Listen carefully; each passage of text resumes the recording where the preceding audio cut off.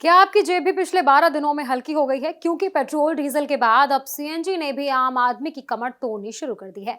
दिल्ली में सीएनजी 83 रुपए के पार पहुंच गई है, पेट्रोल 100 रुपए के ऊपर चला गया है और हर दिन महंगाई का नया झटका लग रहा है। लेकिन सवाल यह है कि आखिर इसके पीछे वजह क्या है और सरकार इससे निपटने के लिए क्या कुछ कर रही है। आइए समझते हैं। मिडिल ईस्ट में जारी तनाव और हॉर्मुज स्ट्रेट बंद होने का असर अब भारत समेत पूरी दुनिया पर दिखाई दे रहा है।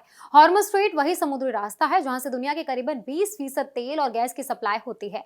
अमेरिका और ईरान के बीच तनाव खत्म नहीं होने की वजह से इस संकट लगातार गहराता जा रहा है। भारत में इसका असर सबसे ज्यादा ईंधन की कीमतों पर पड़ा है। बीते 12 दिनों में पेट्रोल डीजल 4 बार महंगा हो चुका है। वहीं सीएनजी की कीमतों में भी लगातार चौथी बार बढ़ोतरी की गई है। दिल्ली में अब सीएनजी की कीमत 83 रुपए 9 पैसे प्रति किलो पहुंच गई है। मंगलवार सुबह 6 बजे से आईजीएल ने सीएनजी के दाम में 2 रुपए प्रति किलो की बढ़ोतरी कर दी। इससे पहले 15 मई, 17 मई और 23 मई को भी कीमतें बढ़ाई गई थी। कुल मिलाकर सिर्फ 12 दिनों में सीएनजी 6 रुपए प्रति किलो महंगी हो चुकी है।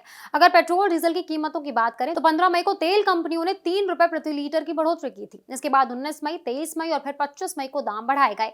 अब दिल्ली में पेट्रोल 102 रुपए प्रति लीटर के पार पहुंच चुका है, जबकि डीजल 95 रुपए प्रति लीटर से ज्यादा हो गया है। महंगाई का सबसे बड़ा असर अब आम आदमी पर पड़ रहा है। ऑफिस जाने वाले लोग, ऑटो चालक, टैक्सी ड्राइवर और छोटे कारोबारी सबसे ज्यादा परेशान हैं, क्योंकि ईंधन महंगा होने का असर सिर्फ गाड़ी चलाने तक सीमित नहीं रहता।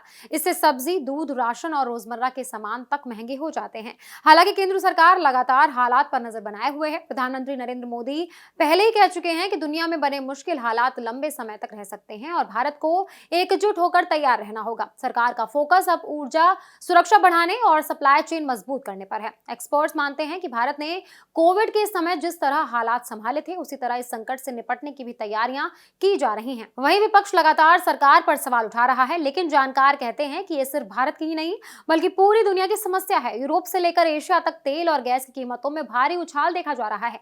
कई देशों में भारत से ज्यादा महंगाई बढ़ी है। फिलहाल राहत मिलने के संकेत कम दिखाई दे रहे हैं। एक्सपर्ट्स का मानना है कि अगर मिडिल ईस्ट तनाव जल्द खत्म नहीं होता तो आने वाले दिनों में पेट्रोल, डीजल और सीएनजी की कीमतों में और बढ़ोतरी हो सकती है।